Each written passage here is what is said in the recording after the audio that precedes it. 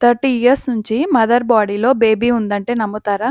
ఇది ఒక rare pregnancy complication. గర్భసంచిలో baby పెరిగితే అది నార్మల్. అలా కాకుండా గర్భసంచి బయట పెరగడానికి ప్లేస్ అయితే అది అబ్‌నార్మల్.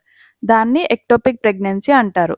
సో, ఇక్కడ 73 ఇయర్స్ ఉన్న ఆవిడకి సీటీ స్కాన్ తీస్తే 30 ఇయర్స్ నుంచి ఉన్న బేబీ కనిపించింది. అది స్టోన్ లాగా మారిపోయి ఉంది. సో, ప్రెగ్నెన్సీ గర్భసంచిలో కాకుండా ఈవిడికి అబ్డామెన్‌లో వచ్చింది. అప్పుడు ప్రెగ్నెన్సీ ఫెయిల్ అయినట్టు. ఎందుకంటే గర్భసంచిలో కాకుండా ఎక్కడ బేబీ పెరగడానికి ప్లేస్ అయినా అక్కడికి మదర్ నుండి బేబీకి బ్లడ్ సప్లై, న్యూట్రియంట్స్ ఇవేవి అందవు. సో, ఫీటస్ చనిపోతుంది. అలానే అంత సైజులో ఉంటుంది కాబట్టి బయటకి కూడా రాలేదు. అబ్డామిన్‌లో ప్లేస్ అయితే న్యాచురల్‌గా వుమెన్ బాడీ దాన్ని బయటకి పంపించలేదు. మన బాడీలో ఏ ఫారిన్ ఆబ్జెక్ట్స్ డిటెక్ట్ అయినా అంటే బయట ఆబ్జెక్ట్స్ ఏవొచ్చినా కూడా ప్రొటెక్ట్ చేస్తుంది.